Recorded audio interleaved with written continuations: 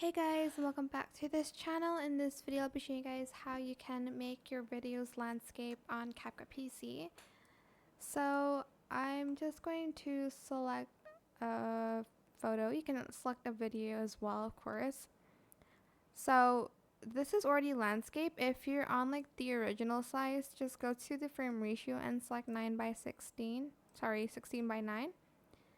Then you can either like zoom in to your video, or you can go to the canvas section and add in like a blurry background to it so you can fill some stuff here, or you can add in color or patterns.